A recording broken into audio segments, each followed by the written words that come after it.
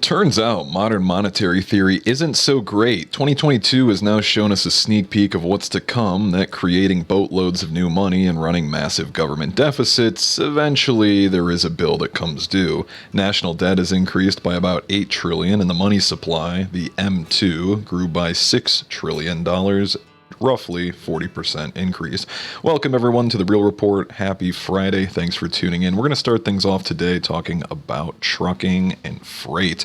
Is $69,000 a year enough for driving a truck? A couple interesting things out of here. The American Trucking Association found that the average truckload driver made just under $70,000, including salary and bonus in 2021, an 18% increase from 2019. Now, an interesting one, they claim in the article that they were working roughly 70 hours a week or more, and I bring this up because I can tell you guys from Southern Prepper One's boots on the ground, there are a heck of a lot of small trucking companies, about 20 drivers whose dispatch can't find work, and they're starting to lay people off, and they're even talking about big shippers having people voluntarily take up to 3 months furlough, in which case they're either going to go and get a new job doing something else, or it's really going to put the hurt on them economically.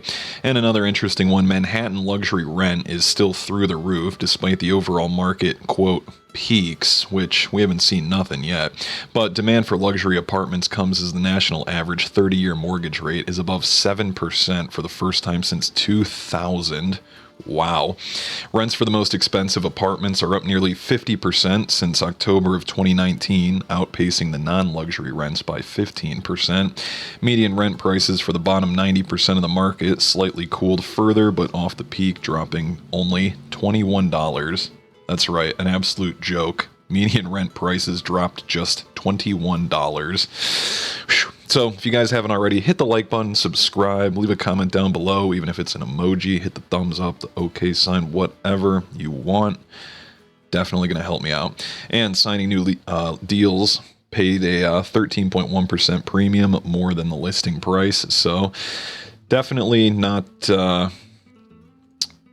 a broad market indicator, but it's interesting that the real estate market, at least in New York, has not cooled at all, and that rent is actually still on the rise. Of course, that is a lagging indicator, so we have some time to go, but that just means all of the economic pressures we're feeling now are going to be felt for some time yet. And Amazon makes history after losing $1 trillion in market value amid the tech stock rout. Jeff Bezos founded a company valued close to $1.88 trillion. Shares fell 4.3% on Wednesday, pushing its market value down to $878 billion. Of course, that's before the rally we just had, and Amazon stock lost nearly 50% of its value this year. But if you average everything out and dollar cost average your shares, wait, you'd still be down 50%, so timing does matter, folks. Amazon's market value fell below $1 trillion in November, and also they had disappointing results in the third quarter, predicted less than spectacular sales. And of course, fears of recession grow. Combined, the top 5 U.S. tech companies by revenue have lost nearly $4 trillion in market value this year. And of course, if you guys didn't see my other video, I talked about Facebook cutting its workforce by 11,000 jobs. Of course, Amazon, also in the same boat, workers in its unprofitable units, specifically Alexa, which has lost $5 billion, are told to, quote, look for other jobs in the company. Whew, that's a lot. Team consists of more than 10,000 staffers and is a major recipient of capital, so they gotta go. Auto loan delinquencies are at a 10-year high.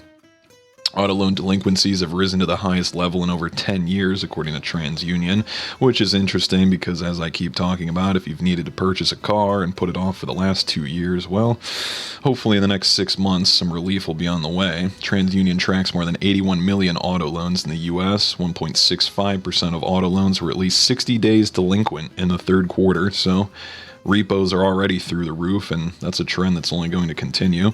The highest rate for 60-day plus delinquencies in more than a decade. The average interest rate on a new vehicle rose to 5.2% in Q3. That is absurd, but not as absurd as interest rates on used vehicle loans, averaging 9.7%. Whew, and we thought student loans were bad. And an interesting one from the Economic Collapse blog talking about 11 reasons that the economy is about to plunge off a cliff. One, this year only 74% of Americans will celebrate Thanksgiving because so many people are skipping the holiday in order to save money. Used vehicle prices have just plunged at the fastest pace that we have seen since 2008, which is a reoccurring theme coming back to 2008-9 area. Dollar General assistant manager recently posted a video on TikTok showing unsold inventory at his store literally piling up to the roof. We've seen that all across the entire country. Consumer confidence in the housing market just hit an all-time record low, and all over America, companies are seeing depressingly low sales numbers. Of course, that's especially bad going into the holiday season. CNN is reporting that Facebook could start laying off thousands of workers as early as this week, which I just told you guys, 11,000 of them. Other large tech companies are also conducting mass layoffs, and many believe that what we have experienced so far is just the tip of the iceberg. Credit card debt growth has fallen to the lowest level in 4 months, and 20 million U.S. households are behind on paying their power bills. I want you to pay close attention to that one. 20 million households in the United States have not paid their power bills. Folks, it's not even winter yet. The repercussions from this are incalculable. 37% of all small business owners were not able to pay their rent on time during the month of October. We're almost halfway through November, folks. 37%. We can round that to 40. Small business owners couldn't pay their rent. And a poll that was just released found that a whopping 73% of Americans will be thinking a lot about the economy when they vote. Apparently not enough based on how the midterms went, but we'll see. And people are fed up. Soaring electricity bills become new pain point for Biden, of course. That's also a reoccurring theme, and prices stay sky high in October as inflation continues to run hot. Strong labor market and strong job growth supports strong demand, which allows inflationary pressures to stay elevated. That's from U.S. economist T. Rowe Price. You've got more demand chasing goods and services, the supply of which is being impaired at the moment for a number of reasons. But we don't really have as much supply anymore. Or demand, as I mentioned about the trucking. Food prices are up 10.9% on an annual basis, continuing to moderate slightly from the 40-year high set in August. It's not getting better, and inflation holds grip on the U.S. economy in October as prices remain stubbornly high. Of course, I don't need to tell you that. You go to the grocery store and you go to the gas pump.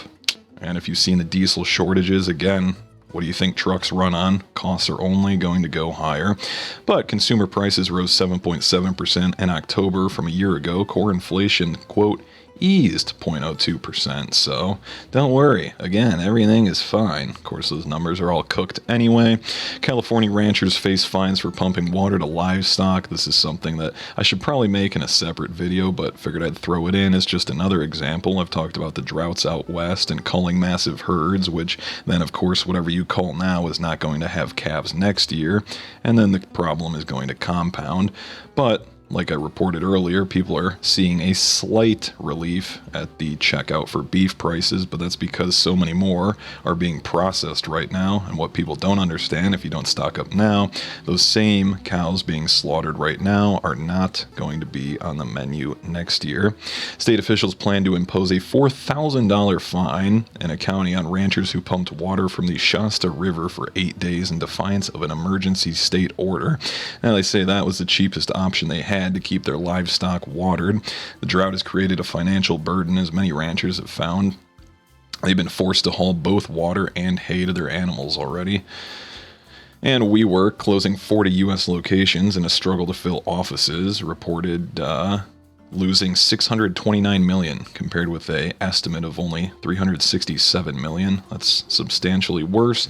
And to wrap this video up, Musk bans remote work and first email to Twitter staff as the road ahead is arduous. Again, firing half the workforce, or about 3,700 jobs.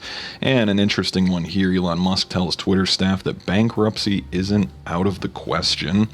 So you guys found anything of value? Again, hit the like button. Really need you guys to do that. Comment down below, subscribe with the notification bell, share with your friends, family, neighbors, news stations, etc.